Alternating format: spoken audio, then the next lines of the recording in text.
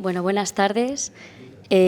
Muchas gracias por estar aquí. Si os parece, empezamos ya la conferencia para presentar a la doctora Macarena Moralejo, que nos ha costado mucho encontrar esta fecha, ¿verdad, Macarena? Sí. Su intensa e ingente actividad académica y también la boyante programación del museo y, bueno, pues distintas, ha hecho que no hayamos decaído en nuestra intención de traer a Macarena, porque teníamos mucha ilusión con esta conferencia y con que nos transportara esta tarde con el Greco a Roma por unas horas. Es doctora en Historia del Arte, conservadora y restauradora también, además, por la Universidad Pontificia Gregoriana de Roma. Tiene una pierna en cada país, entre España y Roma. Antes le pregunté, viniendo, en qué pensabas, en italiano o en español, porque verdaderamente está dividida todos sus días, no sé ni cómo te dan las horas, con distintos estudios, investigaciones, becas pre, post y durante el doctorando en distintas universidades, tanto de España como especialmente en Roma. El vínculo es innegable.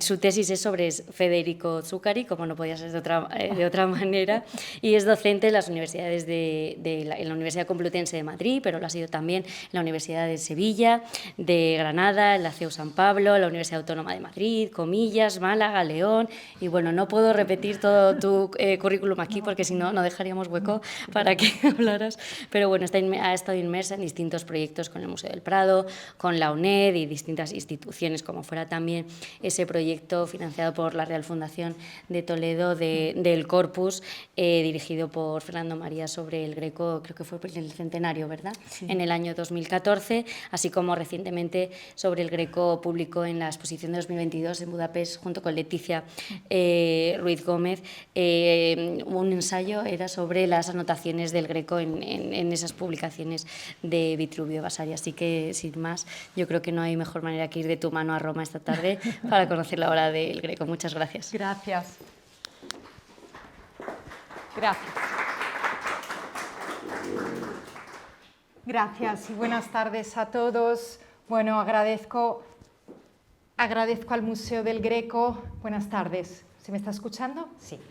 Agradezco al Museo del Greco la invitación, al Círculo Greco, a Pilar, que bueno, ha sido fantástica en buscar una fecha que pudiera venir bien a todos, al museo, a la institución, a ella misma, a Luis Alberto Pérez Berarde, que ha sido compañero mío en la Complutense durante muchos años, al que estimo mucho y que bueno, pues muchos conocen por su trabajo aquí en el museo. Así que es un placer estar hoy aquí.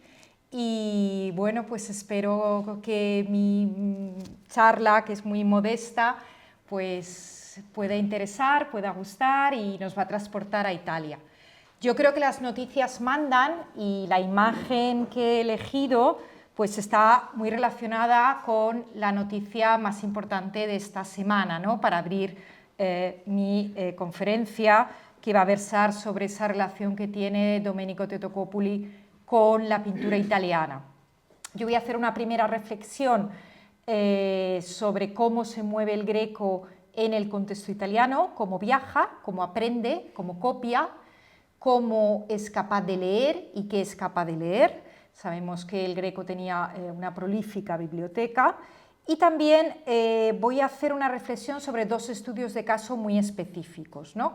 En toda la vastísima producción pictórica del Greco he escogido dos obras que tienen una iconografía muy marcada, y sobre ese tipo de iconografía pues haré una reflexión que nos permitirá, como bien decía Pilar, viajar un poco pues por Toscana, por Venecia, por Roma y bueno, pues iluminar un poco el modo en el que el Greco llega a Toledo en 1577, seguramente ya con un bagaje mucho más italiano de lo que pensamos. Retomo la primera idea, y mi primera idea era presentar esta conferencia con esta imagen que es muy evocativa, están viendo ustedes un fresco, un mapa geográfico de la península italiana en el que aparecen las estribaciones montañosas y los ríos. Y este mapa es,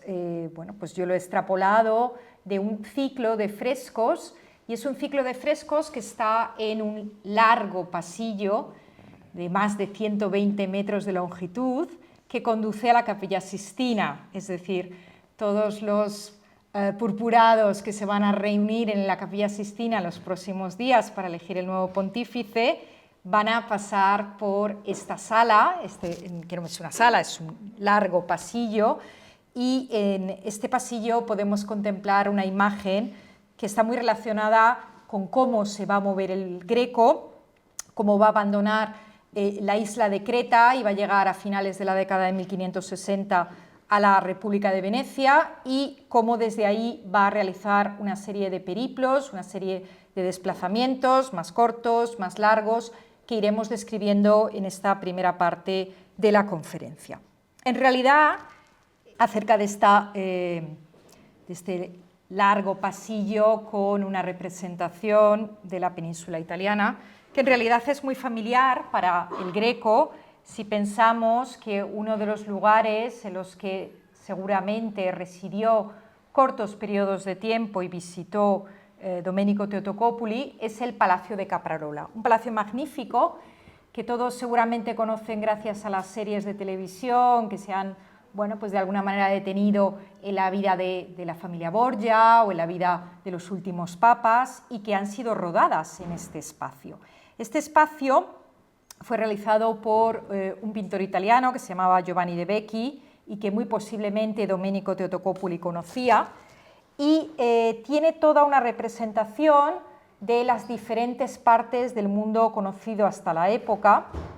y estas pinturas que se organizan en esta sala seguramente debieron ser ejemplarizantes para lo que luego va a ser la producción pictórica del Greco y para lo que luego va a ser las vistas de ciudades y la organización de planimetría. Fíjense que yo en esta imagen he señalado también la presencia y he puesto en evidencia la presencia de un retrato del cardenal Alessandro Farnese, realizado por Tiziano, que es quien ordena la construcción de este Palacio de Caprarola, que luego veremos un poco en su dimensión exterior, y que, como seguramente muchos de ustedes saben, el cardenal Farnese recibe una carta de presentación por parte de Giulio Clovio, el famoso miniaturista, para que el cardenal acepte que en su residencia de Roma, en el Palazzo Farnese y en otras residencias que tenía el cardenal, pues fuera posible de alguna manera convocar a un nuevo pintor, que era Domenico Totocopuli. Cuando llega Domenico Totocopuli a mediados de la década de 1570 a Roma, llega gracias a la invitación de este cardenal. Y este espacio lo va a ver decorar seguramente, porque estamos hablando de unas fechas entre 1573 y 1575 en las que el Greco está viviendo en Roma, está viviendo en los estados pontificios y se está moviendo pues, en todo este perímetro y en toda esta zona. Cuando el Greco, y aquí retomo el maravilloso museo en el que estoy impartiendo la conferencia, decida ya muy al final de su vida, porque estamos hablando de una obra realizada a principios del siglo XVII, recuerdo a todos que Domenico Totocopuli fallece aquí en Toledo en 1614, pues seguramente va a tener muy presente aquellas imágenes tan evocativas de salas de mapas que permiten al hombre del Renacimiento orientarse y que le permiten al hombre del Renacimiento de alguna manera redimensionar esa noción del anthropos, del hombre como medida de todas las cosas, y situar a ese hombre como medida de todas las cosas en emplazamientos y en lugares siempre más grandes y siempre con una mayor dimensión. Pero es que en realidad, si hacemos un recorrido por esa vida del Greco a partir de su llegada a la península italiana, tenemos que detenernos en otros espacios que yo quiero evocar hoy para que todos tengamos un poco claro cómo se está moviendo el pintor, pues una ciudad que todos conocemos muy bien y que todos reconocemos a partir de la contemplación de esta pintura. Se trata de una pintura de un pintor alemán, de Joseph Heinz, que se conserva en uno de los museos más importantes de Venecia, el Museo Correr, y es una pintura con una vista de pájaro que nos permite conocer ese entramado de calles, ese entramado de canales, esa red fluvial en la que cualquier visitante, cualquier turista puede moverse todavía a día de hoy, y aspectos muy característicos que van a interesar muchísimo a Domenico Teutocoppuli, que tienen que ver con la noción del comercio, con esos barcos que están trayendo y llevando cosas, es decir, el Greco está en este periodo seguramente muy bien informado de todo lo que llega pues desde Constantinopla, de todo lo que llega desde otros puertos de Italia, desde otros puertos de Europa y también, como no, ya desde América. Vemos que en este trazado urbano va a vivir Domenico Teutocoppuli una parte importante de la historiografía, ha señalado esa relación con Tiziano y la posibilidad de que Domenico Teutocoppuli fuera uno de los garzone, como dicen los italianos, uno de los chicos de taller de Tiziano. Pero en este contexto, este viaje y esta estancia no va a ser la única. Tenemos plena conciencia de la presencia por parte del Greco también en la ciudad de Florencia, ¿no? Y rescato aquí una vista de Florencia, una escena en realidad de batalla, pero que nos sirve para reconocer la ciudad de Florencia a partir de la Catedral de Santa Maria dei Fiori, a partir del Palazzo Vecchio, del Palazzo Medici Ricciardi, de algunos elementos muy significativos. Y el artífice de esta pintura es Giorgio Vasari, uno de los artistas más prolíficos y seguramente con una dimensión más transversal en la historia de las artes, porque él se distingue como arquitecto, como pintor, pero también como escritor de vidas de artistas. Es el primer artista que escribe en 1550 un compendio de vidas de artistas en el que no aparece Teutocoppuli, tampoco aparece en 1568, pero eso no es un obstáculo para que el artista cretense lea y relea con avidez las vidas de Giorgio Vasari, las vidas de los artistas, de alguna manera para completar su formación y de alguna manera también para desarrollar su espíritu crítico, ¿no? Y esas vidas se conservan a día de hoy en la Biblioteca Nacional de Madrid, después de haber pasado por la colección de Xavier de Salas, que adquirió esos ejemplares en el año 68 en un librero en Londres. ¿Para qué nos sirve también esta imagen? ¿Qué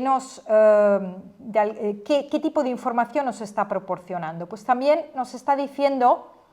que Florencia es la cuna del Renacimiento y es un lugar de experimentación y es un lugar en el que se están implementando una serie de mejoras y una serie de nuevos lenguajes artísticos, y el Greco no va a permanecer al margen. Y yo traigo un dibujo que formó parte de un cuaderno de diseños, el denominado como Libro dei Disegni de Giorgio Vasari, y que a día de hoy se encuentra en un museo en Alemania,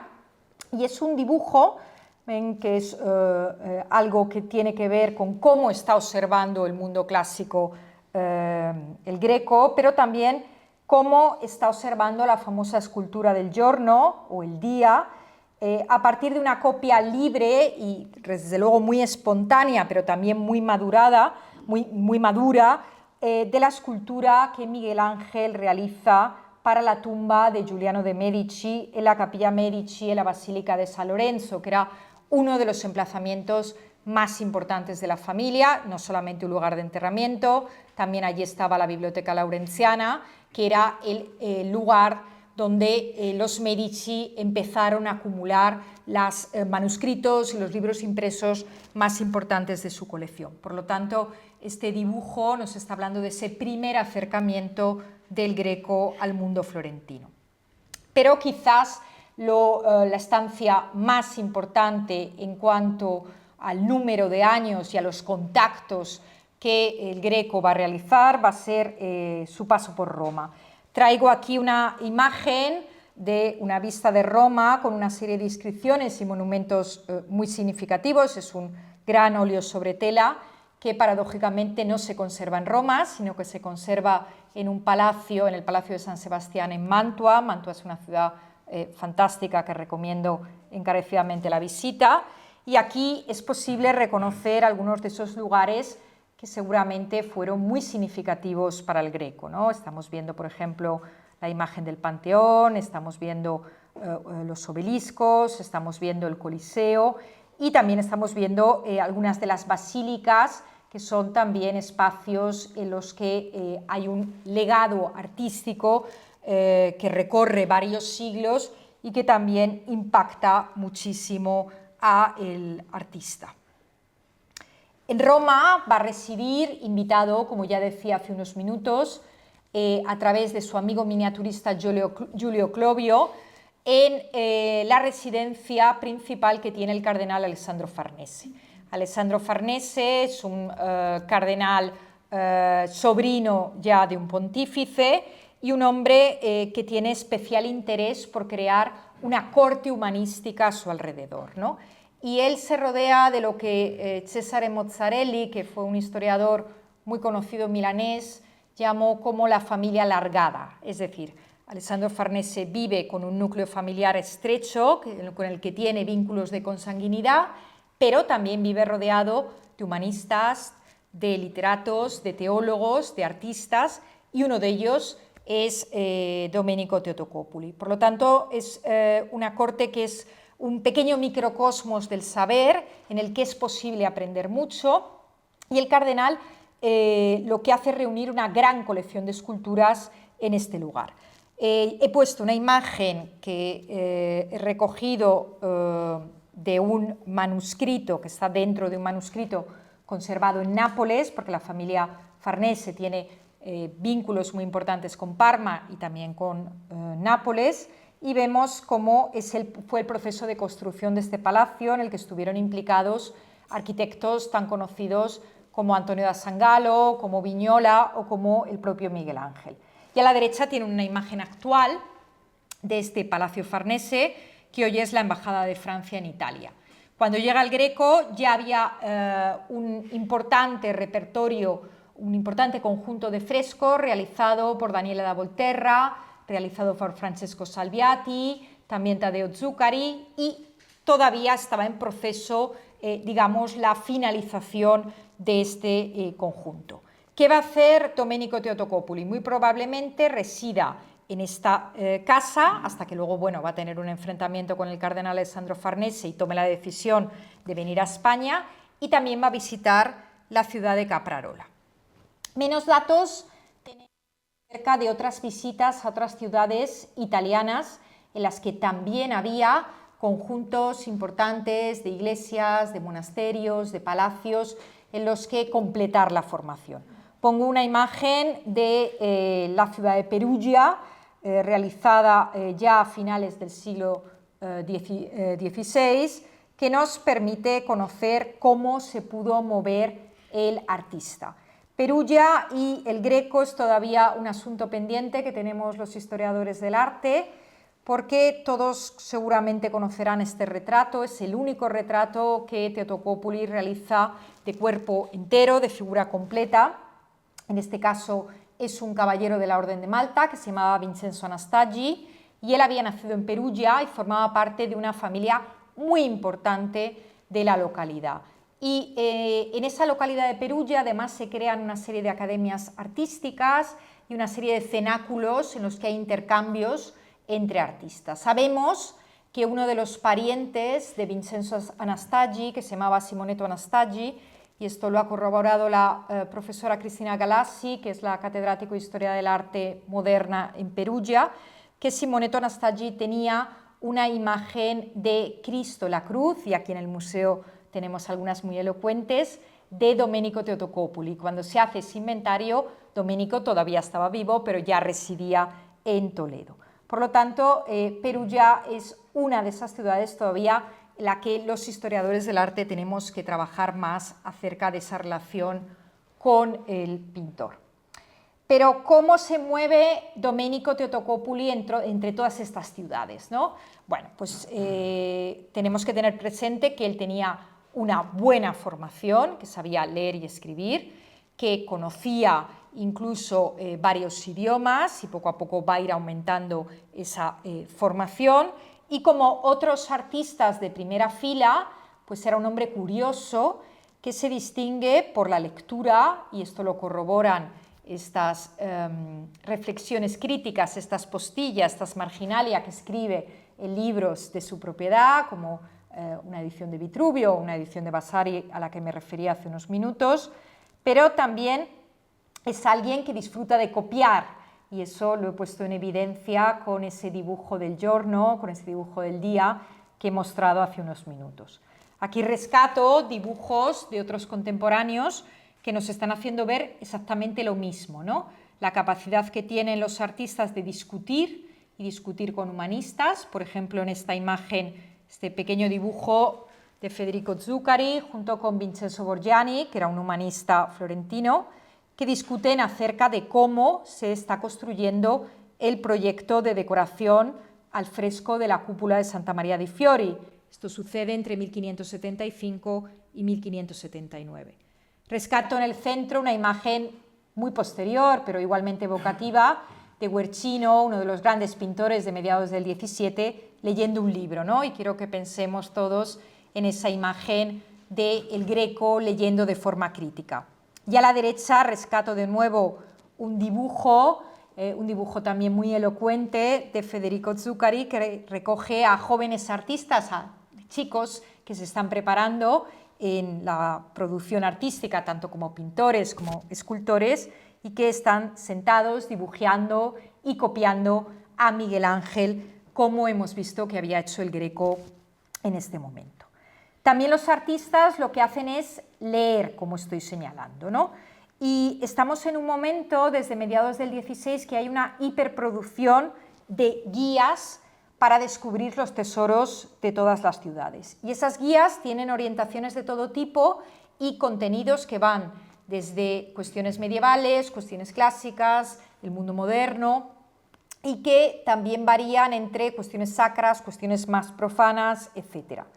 Nace también el concepto de ciudad ideal. Todas las ciudades se están renovando y seguramente Domenico Teotocópuli tuvo un acercamiento a esos ensayos de carácter más sociológico que describían cómo tenía que ser una ciudad ideal y cómo tenía que ser la noción esa de città felice, ¿no? Y esto lo cuenta muy bien, y aquí he traído la portada, la imagen que está en el centro de Francesco Patrizzi, un ensayo que escribe con 19 años sobre la ciudad feliz, un ensayo muy cortito en el que está hablando de cómo alguien se tiene que sentir de alguna manera cómodo en una de las ciudades del mundo moderno. Y sin embargo, a izquierda y derecha he traído un compendio de las maravillas que se podían visitar en la ciudad de Roma. Desde finales de la Edad Media, las Mirabilia Urbis son libros que son compendios de lo que se puede ver en el mundo clásico, del mundo clásico y del mundo moderno y del mundo medieval en la ciudad de Roma. Y se producen en italiano y en diferentes idiomas y están destinadas a peregrinos, a turistas, artistas, etc. Y a la derecha traigo un compendio de qué se puede leer para conocer ciudades como Perugia. Y muchas de estas guías contienen orientaciones dadas por los propios artistas, tienen reflexiones sobre frescos, esculturas, todo tipo de reflexiones también sobre artes decorativas que se pueden conocer a través de estos periplos. Es muy posible que Domenico Teotocópuli conociera, más allá de las vidas, como he dejado bastante claro ya en mi intervención, pues otro tipo de textos. Por ejemplo, Las bellezas de la ciudad de Florencia, que se publica en 1591, y también el diálogo famosísimo sobre la pintura y los colores de Ludovico Dolce, que se publica en 1557 y que seguramente debió conocer. Y de todo esto los historiadores del arte nos estamos tratando de ocupar en antologías modernas que describen cómo eran las obras de arte en estas ciudades y cómo los artistas se acercan a esas obras de arte copiando o de alguna manera inspirándose en este tipo de producción. Y comienzo ya el primer caso de estudio en el que me quiero detener a partir de esta primera reflexión de carácter transversal que he realizado, intentando que todo el mundo tuviéramos claro por dónde se mueve el Greco. He dejado de lado a lo mejor ciudades importantes como Parma, que veremos que para el Greco es fundamental por el acercamiento a la pintura de Correggio, el gran pintor italiano que tiene una buenísima representación de sus obras en el Museo del Prado, pero me voy a detener en un primer caso de estudio, ¿no? que esto nos va de alguna manera a conducir acerca de una tipología de obras en la que el Greco se va a hacer uno de los grandes, digamos, portavoces. Y me detengo en cómo el Greco va a representar la imagen de Cristo con la cruz, que conocemos al menos a partir de 7 versiones. Algunas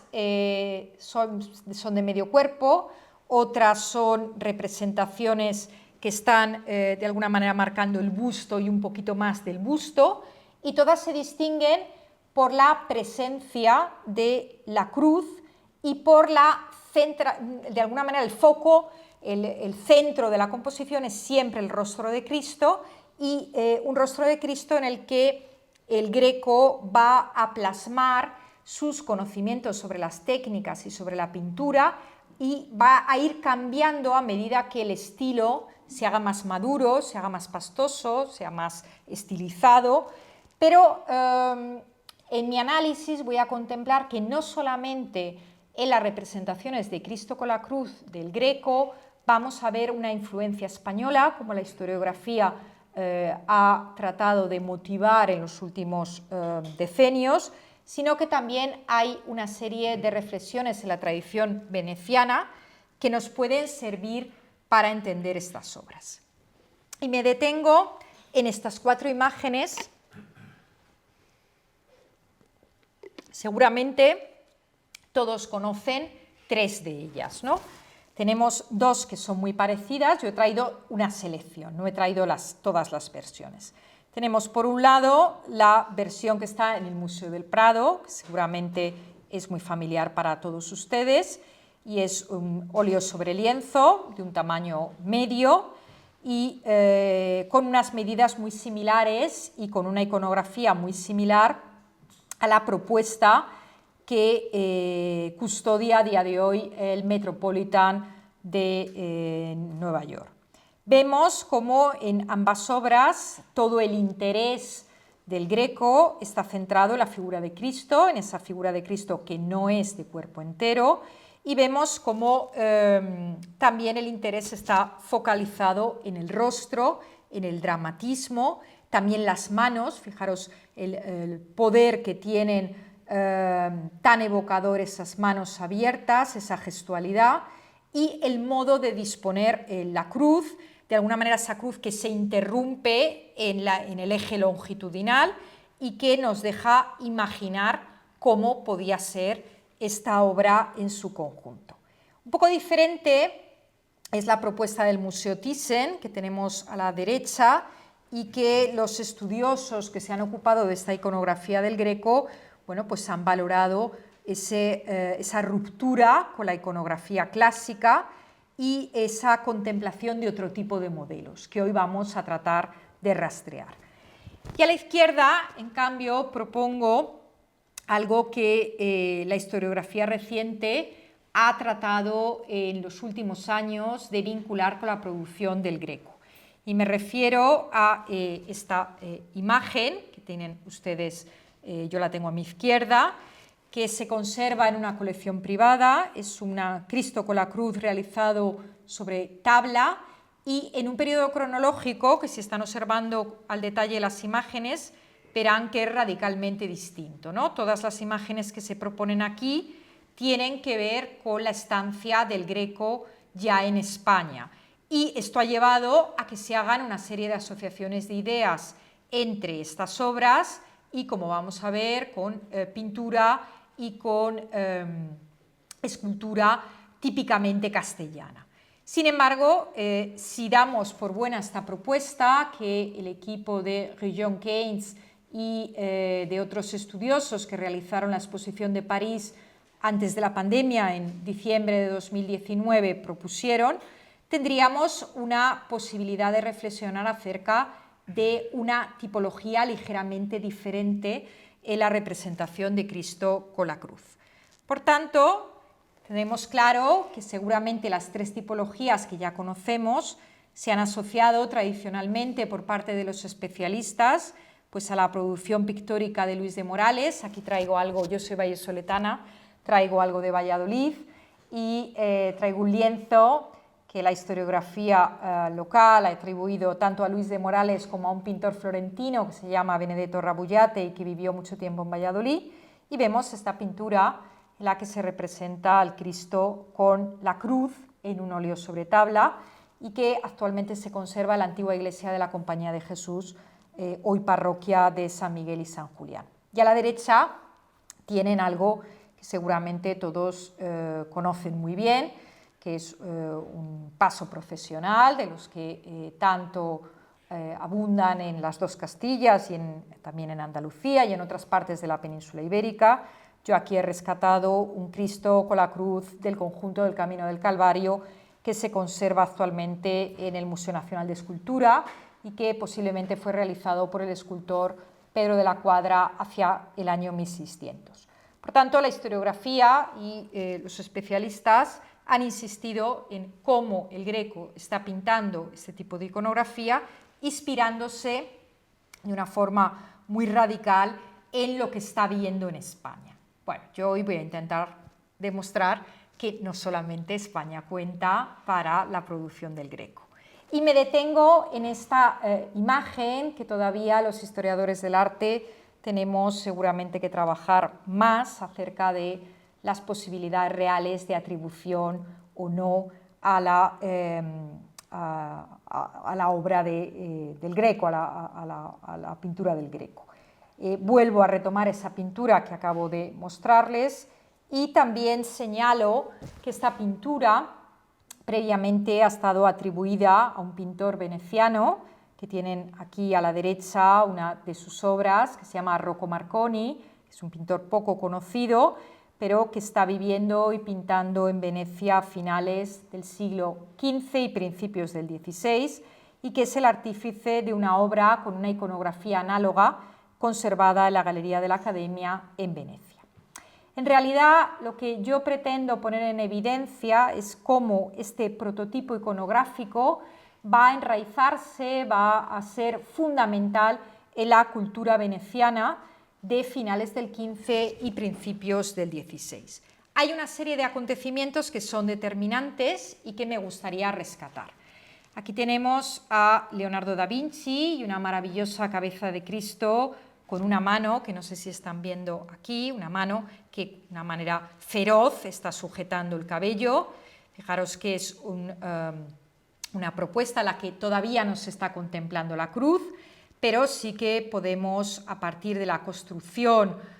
técnica y del modo de disponer la figura, un poco girada hacia atrás, pensar en esa noción que tiene que ver con el Calvario y que tiene que ver con la presencia de la cruz. Fíjense cómo todos esos intereses por la anatomía de Leonardo da Vinci quedan muy patentes, y este dibujo, una parte de la crítica ha señalado que Leonardo lo realizó después de haber pintado la famosa Última Cena en el Cenáculo de Milán, y se traslada justo en el año 1500, sabemos que hace un viaje a Venecia, y bien en Venecia, bien en Milán, hace este dibujo a punta de plata. Ya saben ustedes que a Leonardo le gustaba experimentar con las técnicas, con los pigmentos, y es un dibujo muy especial que a día de hoy se conserva todavía en Venecia. Todavía los especialistas no tenemos claro si es un dibujo aislado o es un dibujo preparatorio para una pintura perdida en la que sí que habría una cruz y sí que podríamos establecer un tipo de iconografía. Y este dibujo se va a convertir en una obra realmente de interés para los artistas residentes en la ciudad. Y recuerdo pues, nombres como diferentes miembros de la familia Bellini, que son artistas muy conocidos en Venecia, también Giorgione o también el propio Tiziano que he mencionado al inicio de mi contribución. ¿Por qué hay un interés en Venecia en este momento acerca del tema de la cruz? Bueno, pues hay una serie de sucesos, de episodios que son determinantes. Hay un primer acontecimiento que va a ser muy relevante en Venecia para incentivar la devoción hacia la cruz, que es la donación que se hace de una reliquia de un lignum crucis que hace Philippe de Mézières, que era un gran canciller del Reino de Chipre, a la Escuela Grande San Giovanni Evangelista en Venecia en el año 1369. Esta donación implica, pues ya saben, el regalo de una pieza que va a suscitar devoción, que va a provocar, digamos, pues un conato por parte de feligreses y por parte de fieles de interés por esta reliquia, pero cambia de una forma muy marcada el modo en el que se va a contemplar esta reliquia en Venecia cuando se construya este relicario gótico de cristal de roca y plata dorada que contiene ese lignum crucis y se diseña más o menos a finales del siglo XV. Y ese, digamos, relicario gótico de gran importancia a nivel de orfebrería va a ser esencial en el repertorio, en el mobiliario litúrgico que va a cobijar este espacio y va a suscitar, como estoy diciendo, el interés pues, de humanistas, de artistas y también de fieles devotos por el tema de la cruz.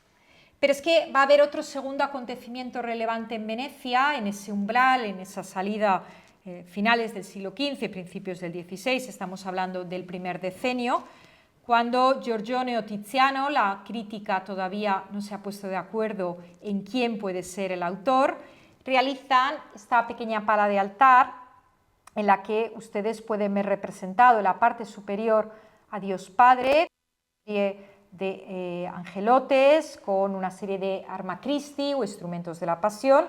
y en la parte inferior estamos viendo una tela en la que aparece representada la figura de Cristo con la cruz. Y estamos viendo ya un tipo de iconografía que va a tener un éxito enorme y sobre la que voy a volver en unos minutos. Fíjense lo importante que es esta obra, que un local, un veneciano que se llamaba Marín Sanudo, en el año 1520, es un señor que escribe un diario, los diarios son muy importantes para los historiadores del arte, incluso los diarios de personas que no son artistas, pues era un señor que anotaba todas sus visitas por la ciudad y él en este diario señala que la obra está teniendo un gran éxito, que todo el mundo aplaude pues, el modo en el que ha sido realizada y que además el hecho de colocar esta obra en la Escuela Grande di San Rocco, que era una institución de caridad muy importante en Venecia, había provocado una mayor recepción de limosnas y esto había provocado un número importante de devotos. Incluso esta devoción va a traspasar las fronteras de Venecia y Giorgio Vasari en sus famosas vidas va a decir que la obra había recibido muchísimas donaciones de dinero, es decir, mucha gente que acudía a rezar daba una serie de limosnas. Y él, con un gran sentido del humor, Vasari dice que Tiziano y Giorgione nunca habían pensado ganar tanto dinero y sin embargo estas limosnas pues, bueno, pues, cubrían con creces lo que ellos habrían podido ganar como salario o ganar por un contrato en cualquiera de estas obras. ¿Qué sucede entre los devotos, entre los feligreses, entre aquellos que están viviendo en Venecia? Claro, no todo el mundo podía tener una obra de Tiziano. Tiziano sabemos que pinta para un círculo de elegidos, para un círculo social muy elevado, tiene un taller, un obrador muy grande y eso hace que se inicie la producción de imágenes análogas en menores dimensiones y destinadas a la reproducción privada en Venecia. Hay otro gran acontecimiento y siempre en la misma época, principios del siglo XVI, que tenemos que tener en cuenta. Y vuelvo al lugar en el que está esa reliquia, vuelvo a poner la imagen, estamos hablando de la Escuela Grande de San Giovanni Evangelista, esa institución de caridad que cobija esta reliquia de la cruz. en este mismo espacio, a finales del siglo XV, Jacopo Bellini había realizado 2 ciclos pictóricos con escenas del Antiguo Testamento y del Nuevo Testamento. Sabéis que Venecia sufre pues, de esas humedades y una meteorología pues muy cambiante, y eso hizo que estas primeras obras, estos primeros frescos, bueno, pues se arruinasen y hubiese que pensar en un nuevo ciclo de obras. ¿Y qué hizo Gentile Bellini en 1496 y otra serie de artistas? Pues van a idear un nuevo ciclo de pinturas que los venecianos llaman teleri, porque son como grandes telones, como grandes telas, y esa serie está dedicada por completo a los milagros de la reliquia de la cruz. Y aquí os he traído algunas de esas pinturas que hoy están en la Galería de la Academia de Venecia, en uno de los museos más importantes locales. En negrita están marcados las 2 obras que yo he traído de Bellini. Por un lado, el milagro de la cruz caída en el canal de San Lorenzo, que es una pintura que está narrando pues, la recuperación de la reliquia en medio del canal. Y vemos el interés que tiene entre todas las clases sociales que viven en Venecia y cómo la pintura nos permite visualmente reconocer la ciudad y algunas de las casas, de los palacios y digamos de cómo se vivía en aquella época. Pero el punto focal, y vuelvo a subrayar este tema, es la reliquia de la cruz. Y a la derecha he traído otra pintura que realiza otro de los grandes artistas afincados en Venecia, Vittore Carpaccio, y es el milagro de la reliquia de la cruz en el puente de Rialto, un puente que seguramente los que conozcan Venecia seguramente estén familiarizados, y de nuevo nos está narrando una escena milagrosa en el que la sociedad civil y el dux y los grandes mandatarios y las grandes familias patricias de la ciudad de Venecia tienen un gran protagonismo. Es decir, nos está hablando de nuevo, y subrayo, del tema de la devoción. No son las únicas, la serie estoy diciendo que tiene 9 pinturas, y aquí destaco 2 más de 2 autores locales poco conocidos, Giovanni Mansueti y Benedetto Rusconi, que van a idear otra, que traigo aquí arriba, el milagro de la reliquia de la Santa Cruz en Campo Sallio. El Campo Sallio se refiere a uno de los barrios, a uno de las plazas más conocidas de la ciudad de Venecia, y están viendo cómo mujeres, hombres, niños se asoman a las ventanas para asistir al milagro, y de nuevo esta reconstrucción de todo el espectro social veneciano que se propone en la imagen. Y a la derecha propongo una imagen mucho más intimista de Benedetto Rusconi con el milagro del hijo de Albise Finetti, siempre relacionado con la verdadera cruz. Estos acontecimientos van a ser decisivos y van a hacer que Giovanni Bellini y su taller, esta gran familia de artistas afincados en Venecia, realicen para la devoción privada, es decir, para familias de cualquier estrato social, es decir, se encargaba por parte de familias que tenían pues, una mayor disponibilidad económica, obras de seguramente mayor calidad a artistas más reputados, pero también va a haber encargos de estampas y encargos de todo tipo de obras devocionales que recuerden el tema de la cruz, la devoción, y que recuerden a Cristo llevando la cruz. Rescato de nuevo esa pintura que recientemente se ha atribuido a Domenico Teotocópuli y presento pues, algunas de esas imágenes que van a quedar codificadas como imágenes estrictamente relacionadas con la iconografía veneciana. Rescato una pintura, un óleo sobre tabla de Giovanni Bellini que se encuentra en Boston actualmente en el Museo Isabella Stewart Gardner, y rescato incluso una obra que se ha vendido este mes de abril en la sala de subastas Pandolfini con una atribución a Vincenzo Catena, un pintor veneciano que está imitando y que está reproduciendo este tipo de composición. Por tanto, vamos a ver que estas composiciones se van a divulgar entre aquellas familias que tienen un acceso a los artistas más reputados en Venecia, pues van a poder tener la oportunidad de tener pequeñas pinturas realizadas fundamentalmente sobre tabla, pero también vamos a encontrar, y esto se ve en los inventarios de todo tipo, como hay una distribución de grabados, también de dibujos y también de cartones. Una de las cuestiones que de alguna manera ayudan a esta producción seriada de medias figuras y de rostros de Cristo con la cruz, pues tiene que ver con la existencia de matrices, ¿no? Y estas matrices son esenciales porque permiten a los artistas inspirarse y encontrar de alguna manera la inspiración en formatos un poco diferentes. Aquí tienen esta pieza y ven cómo el tallado del recto de esta matriz está en relación con un grabado que voy a poner a continuación, que conocemos a partir de dos ejemplares, que solamente nos han llegado dos ejemplares, uno está en Berlín y otro está en Boston. Y vemos cómo esta matriz tiene esta incisión en un lado, es decir, la incisión de Cristo con la cruz, y yo no he traído el otro lado que tiene la representación del Ecce Homo. Actualmente se conserva en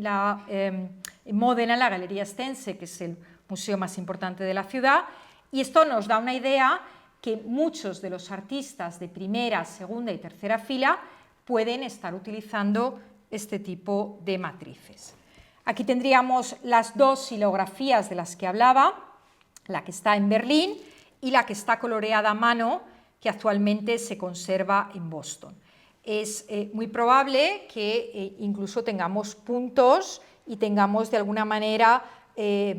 pequeñas lesiones en estos grabados, en estas xilografías, que nos permitan hablar de cómo se están utilizando los talleres de los artistas como referencia para crear estas obras destinadas a la devoción privada. Fíjense cómo estos grabados tienen una filacteria, una inscripción en la parte inferior, en latín, que leo en castellano: si alguno quiere venir en pos de mí, niéguese a sí mismo, tome su cruz y me siga, los famosos versículos de San Mateo, y dirigidos a esos devotos fieles que querían disponer en sus casas de imágenes de este tipo. Tenemos claro que seguramente es muy probable que el Greco, como es obvio, conociese este tipo de obras. Pero cuando pensamos en aquellas imágenes de Cristo con la cruz de Domenico Teotocópuli, de un tamaño ligeramente mayor, y retomo las imágenes que he utilizado al inicio de esta descripción iconográfica, tenemos que pensar también en Venecia, ¿no? Yo he hecho una primera reflexión con Luis de Morales y con los pasos procesionales, pero me gustaría poner en evidencia alguna obra que a día de hoy se conserva todavía en territorio italiano. Y rescato esta maravillosa pieza. Es un óleo sobre tela que por sus dimensiones posiblemente fue un estandarte procesional, de un pintor de segunda fila veneciano, Albise Vivarini, que hacia el año 1474 pintó esta obra, y como ven es una figura completa de Cristo llevando la cruz, que se encuentra a día de hoy en una de las basílicas más importantes de Venecia y seguramente muy bien conocida tanto por Teotocópuli como por otros artistas, que es la Basílica de los Santos Juan y San Pablo. A día de hoy está en la sacristía, y esta es una de las primeras representaciones pictóricas de la figura aislada de Cristo con la cruz del ámbito veneciano, y es bastante rara en el Renacimiento italiano, y me refiero con ello a otras zonas de la península italiana. Y tenemos también muy claro, a partir de inventarios y a partir de otro tipo de fuentes y repertorios manuscritos del XVI, también del XV, que este tema se va a generalizar en el formato de media figura, destinado, como he señalado, a la devoción privada. Pero en esta obra, y me gustaría ponerlo en evidencia, pues el poder icónico de la figura de Cristo también se debe a la utilización de un paisaje desnudo, muy sencillo. sin ningún tipo de digresión narrativa, sobre el que destaca ese manto oscuro de Cristo. Fíjense la torsión de la cabeza, fíjense que parece que dirige su mirada hacia atrás y que idealmente podría hacernos pensar en esa procesión de fieles, en esa procesión de devotos que están siguiendo de alguna manera la procesión, ¿no? Y fíjense cómo la iconografía veneciana se difunde también hacia Umbria y hacia Toscana. Umbria, en ese momento, una parte importante de la región de Umbria, Perugia, que he mencionado aquí, formaba parte de los estados pontificios en esa época, pero me gusta enfatizar aquí que hay imágenes que siguen destinándose a esa devoción privada. Y me detengo en esta obra que está en la National Gallery en Londres desde 2021, acaba de comprarla el museo en fechas muy recientes. Es una pintura realizada sobre tabla de un pintor de origen español que se llamaba Giovanni de Pietro y que lo conocían como Lo Spagna. Y esta pintura probablemente estuvo en la capilla privada del cardenal Giovanni di Lorenzo Medici, que después fue papa como León X, después pasó a manos de otros miembros de la familia Medici en el Palazzo Medici Ricciardi en Florencia, y sabemos que el último propietario fue un aristócrata británico que ha sido quien ha vendido esta pieza al museo en 2021. Este dibujo que tenemos también es un dibujo también de un artista toscano, de San Gimignano, y nos está hablando de esta circulación, de esta devoción en el ámbito italiano y siempre entre, digamos, sectores o ámbitos, digamos, de fieles. La historiografía que se ha ocupado del Greco ha asociado, y esto sí que se ha hecho de manera recurrente en las últimas décadas, la producción que hemos visto del Greco, de Cristo llevando la cruz, a la producción artística de Sebastiano del Piombo, que saben ustedes que es uno de los artistas más reputados del mundo italiano de principios del siglo XVI. Aquí les traigo un Cristo con la cruz, que además tiene como originalidad que se realiza sobre pizarra y se conserva en el Museo de Budapest. Pero el primer propietario y quien lo encargó fue el patriarca de Aquileia, es decir, una especie de obispo, arzobispo en Venecia, y este personaje está encargando esta pieza para su devoción privada. Y esta pieza va a ser elogiada por Giorgio Vasari. De nuevo, es un tipo de referencia que la referencia textual la conoce muy bien Teotocópuli, pero es evidente que muy posiblemente conoció la obra todavía colgada en Venecia por parte de los descendientes del patriarca. Y dice Vasari que Piombo había realizado con un gran esfuerzo esta pintura que había realizado sobre pizarra y que había recibido todo tipo de parabienes, es decir, había sido exaltada por su originalidad. De nuevo, esa noción de desprenderse de cualquier contexto espacial y centrar el interés en la figura de Cristo y en el peso enorme de la cruz. Y lo mismo hace Sebastiano del Piombo para otro cliente, pero este cliente lo conocen ustedes muy bien, al menos a su nieta, que era la famosísima princesa de Éboli, y esta obra sabemos que fue encargada por su abuelo, Fernando de Silva, cuando está viviendo en Roma como embajador de Carlos V. Esta obra luego va a pasar por diferentes manos, va a estar también en el Escorial, es decir, ya no está en manos de los descendientes del conde de Cifuentes, y a día de hoy se encuentra en el Museo del Hermitage. Y se trata de una variante de la obra que acabamos de ver y que también nos está señalando cómo el embajador de Carlos V deseaba para su propia devoción privada este tipo de tema. ¿Y qué impacto va a tener en la devoción privada esta noción que en italiano se denomina como Cristo porta croce, el Cristo que lleva la cruz, ¿no? Los italianos unen estos dos términos. Pues es impactante el modo en el que la producción, sobre todo de artes decorativas, se va a detener en este tema. Les traigo una obra de los Museos Vaticanos, de Valerio Belli, un Cristo con la cruz, pero inspirado en cuanto a la iconografía en los dibujos de Rafael, ¿no? Y de su círculo. Fíjense que es cristal de roca tallado con plata dorada y cobre dorado, y presten atención a la centralidad y al papel y al espacio que ocupa la imagen de Cristo con la cruz. Y aquí a la derecha tienen un altar devocional para oratorio privado y de nuevo un tipo de altar en el que se pone en evidencia esa figura de Cristo con la cruz. Pero es que también vamos a encontrar relicarios de uso doméstico a modo de pendant. Ven que lleva una especie de colgante. Estos relicarios he puesto, es la misma imagen, pero lo he puesto para que vean esa noción que se puede abrir y que allí cobija la reliquia. Esta es una pieza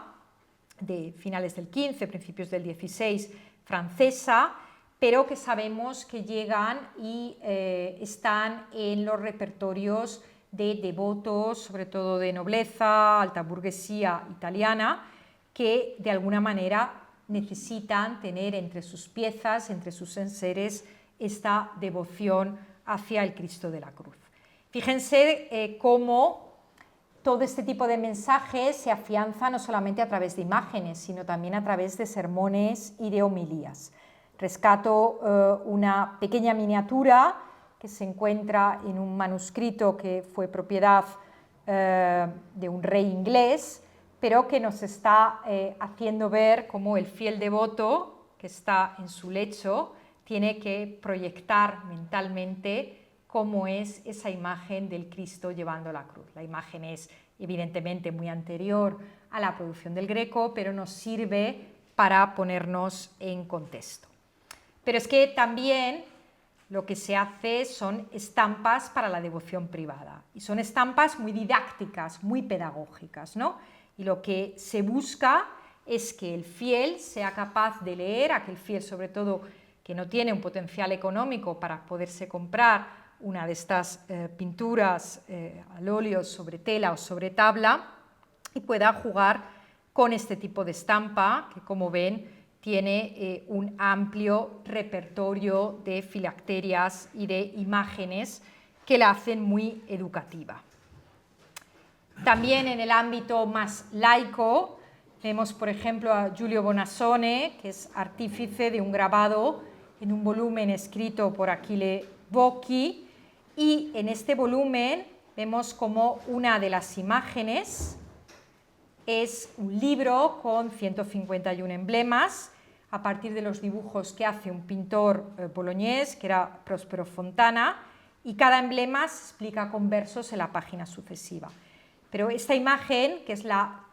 segunda imagen con un contenido cristiano bastante explícito del volumen,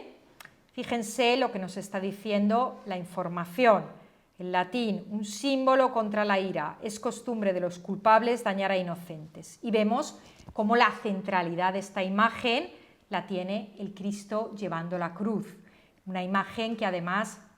y un libro que va a tener un gran éxito en el contexto veneciano y que a muchos les recordará también la producción pictórica de Seguidores del Bosco. Y con esto cerraríamos nuestra reflexión acerca del Cristo con la cruz a cuestas de Domenico Totocopuli.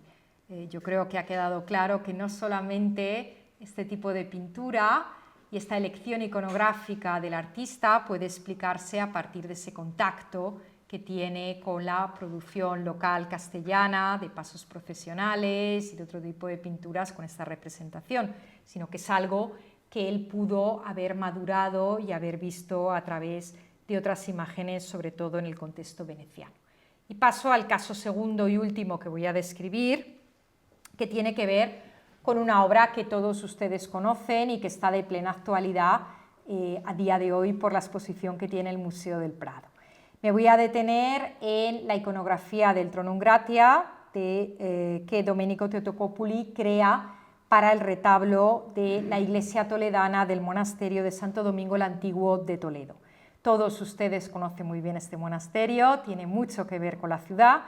pero con la exposición del Prado pues hemos podido todos contemplar de otra manera una obra que saben ustedes que salió de esta iglesia y ya lleva tiempo ocupando la colección permanente del Museo del Prado. Voy a explicar un poco la noción del Tronum Gratia como trono de misericordia o como imagen que se explica a partir de la Trinidad con el Cristo crucificado,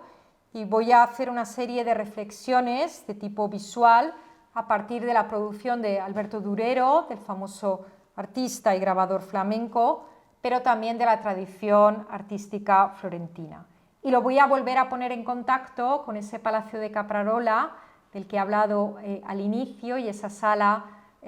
con mapas del mundo que voy a introducir de nuevo a partir de esta iconografía. Y cerraré mi intervención con el impacto que esta obra va a tener en la producción de Luis Tristán, que saben ustedes que es uno de los artistas mejor representados en este museo y que me parecía pertinente rescatar su figura. Bien, yo creo que todos ustedes conocen esta pintura, que saben que está en la colección permanente del Museo del Prado y que en estos días, en estos meses, forma parte de la exposición que la profesora, la doctora Leticia Ruiz, ha comisariado en el museo.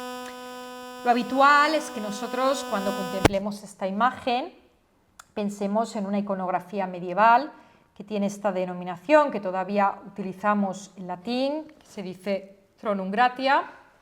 en la que aparece la figura de Cristo, y esa figura de Cristo, ese cuerpo de Cristo después de haber estado en la cruz, y después de ese sufrimiento de la cruz, aparece un Cristo totalmente inerte, sujetado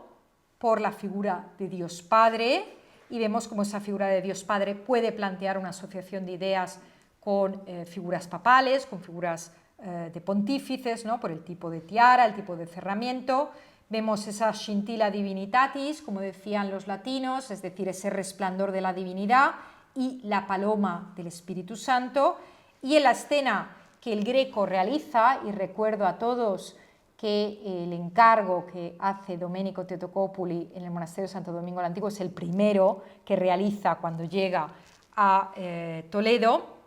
vemos cómo le rodean una corte de ángeles adolescentes, ni niños, ni bebés, sino una corte de ángeles que se disponen en torno y encima de esas nubes, ¿no? Bueno, pues aquí hay muchísimas referencias a la pintura veneciana, como es obvio, en el tipo de construcción, por ejemplo, que Tiziano había realizado de alguna de sus composiciones, separando esa parte de imagen celestial e imagen terrenal, pero lo habitual es que los historiadores del arte hayamos puesto en evidencia los vínculos que la pintura del Greco tiene con la famosa estampa de Durero, una estampa, yo he traído la estampa de la Biblioteca Nacional, la xilografía que realiza en el año 1511 Durero, y en la que aparece ese cuerpo de Cristo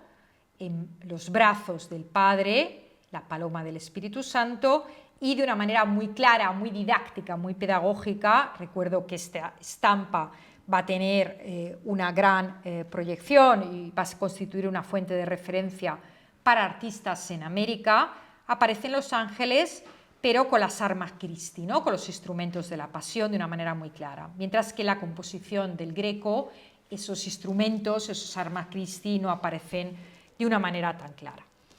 Bien, esta referencia es la habitual que nosotros solemos contemplar para intentar entender esa invención iconográfica de Totocopuli cuando llega a Toledo. Pero si rescatamos la estampa, vemos incluso el éxito que tuvo en la pintura colonial, y quiero que contemplen esta pintura que se encuentra hoy en el Museo del Sucre, en Bolivia, realizada por un artista colonial ya a finales del siglo XVII y que recupera este tipo de valores. Fíjense que Alberto Durero va a tener un gran éxito con esta propuesta y él mismo es consciente de ese éxito, y decide reinterpretar una parte de la propuesta en un dibujo que realiza en 1515, 4 años después de la xilografía, que se conserva en Boston, pero aquí vemos cómo cambia el diálogo, cómo cambia el modo de relacionarse entre Dios Padre y la figura de Cristo, con una mayor complicidad, con una mayor ternura. Y vemos también aquí ese éxito que yo mencionaba, esa trascendencia que tiene la estampa de Durero en esa pintura en América. He rescatado una pintura que se conserva en el Museo Fray Francisco Miguel Marí, en el convento de San Francisco, y ustedes pueden ver perfectamente ese impacto.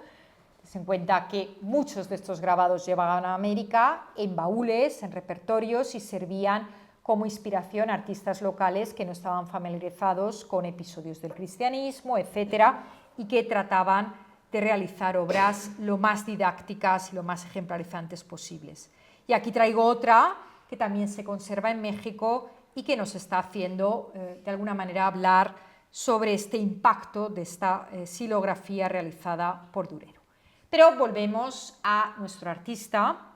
y volvemos a esa ideación que hace para el retablo mayor de la iglesia del monasterio de Santo Domingo el Antiguo.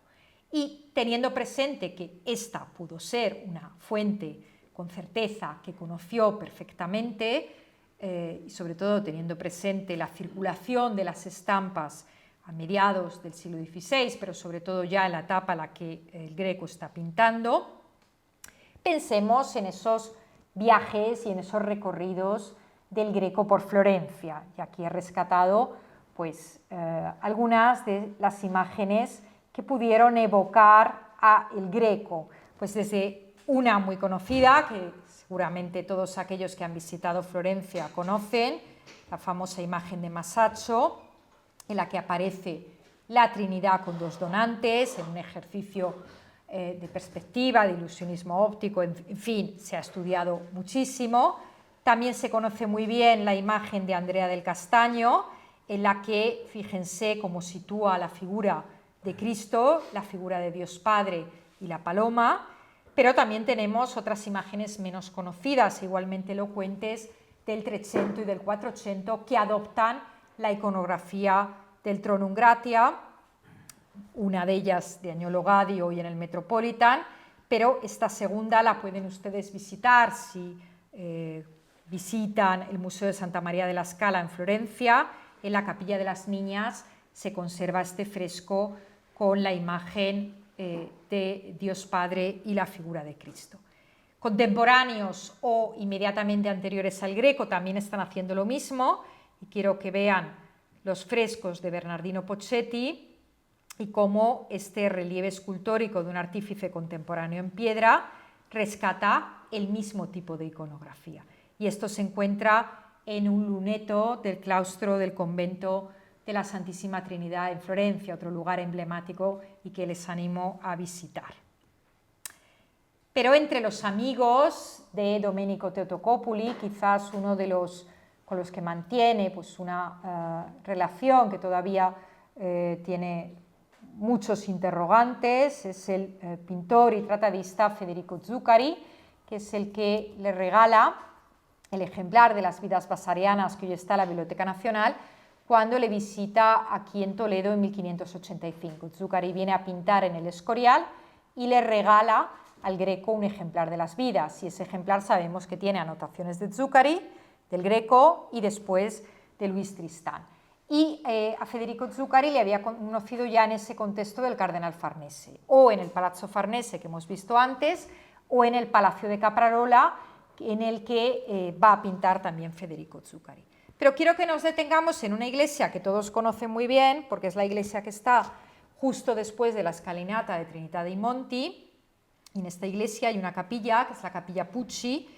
en la que hacia el año 1563 este amigo de Domenico Teutocoppuli, Federico Zuccari,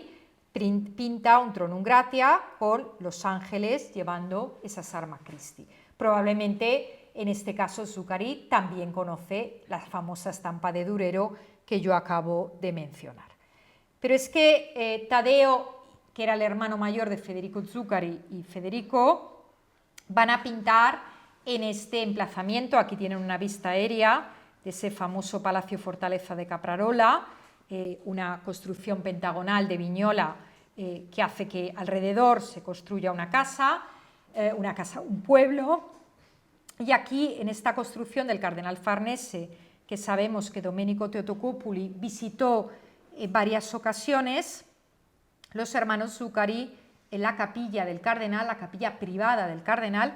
pintan esta imagen. También una imagen muy elocuente y que nos está explicando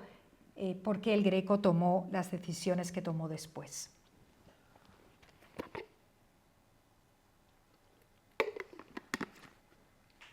Federico Zuccari, a partir de esta invención en Caprarola, crea 18 réplicas de la iconografía que podemos ver en diferentes lugares, en colecciones privadas, también aquí en la Galería Borghese, que tienen una imagen que reproduce la iconografía, y también en la iglesia del Crucificado en Urbino. Pero es que hay otros artistas florentinos y romanos que están haciendo lo mismo. Ludovico Cigoli, también tenemos a el pintor Durante Alberti, que hace lo mismo en una iglesia romana, y también un estandarte procesional, es decir, es un tipo de iconografía que tiene un gran éxito justo en el periodo en el que Domenico Totocopuli va a tomar la decisión de pintar esta iconografía en el contexto toledano. Y esta iconografía se discute mucho porque se habla de la idoneidad o no idoneidad de la misma en contexto florentino. Y esta iconografía nos permite también asociarla a la imagen de la piedad que también crea Domenico Totocopuli, esa famosa imagen de la Virgen con Cristo, y en la que la Virgen de alguna manera tiene el peso de Dios Padre que vamos a ver en Santo Domingo el Antiguo. Y también vemos una divulgación en estampa. Vemos también esa asociación de ideas que se puede hacer entre esa piedad, y aquí tenemos en el Museo del Greco un Cristo en la cruz de Guglielmo de la Porta, pues para que vean una plaqueta en bronce inspirada en este tipo de composición en el que la Virgen ejerce, digamos, como la figura portante del cuerpo de Cristo, mientras que las imágenes que hemos visto anteriormente era la figura de Dios Padre el que ejercía esta función. Por ello, yo creo que la obra que todos ustedes conocen del momento toledano del Greco, pues puede ser inspirada en la estampa de Durero, pero creo que hay muchos motivos para pensar que la inspiración pudo encontrarla en otro tipo de iconografías. Ya estoy cerrando. Esta pintura también va a ser determinante para la producción de su discípulo. Aquí en el museo, como ya recordaba hace unos minutos, tenemos obra muy importante de este pintor. Y fíjense que la exposición que recientemente se ha realizado en Yepes, pues ha rescatado algunas pinturas muy emblemáticas que de alguna manera nos están hablando del éxito y de cómo Domenico Totocopuli y quizás otros artistas italianos van a mediar en el modo en el que Luis Tristán afronte este tipo de representación con obras tan conocidas como este óleo sobre lienzo que se conserva en Sevilla, la catedral, o esta obra que se conserva en el convento de las Clarisas Capuchinas de Pinto, o esta obra de la que se conoce su ubicación actual y que yo rescato a partir de una fotografía en blanco y negro. Bien, cierro mi intervención agradeciendo la atención por parte de todos los asistentes y bueno, pues me permito sugerir la posibilidad de contemplar esta última obra que he descrito pues a partir de la exposición Santo Domingo el Antiguo, el primer Greco español, que tienen ustedes todavía abierta en el Museo del Prado. Muchas gracias por la atención.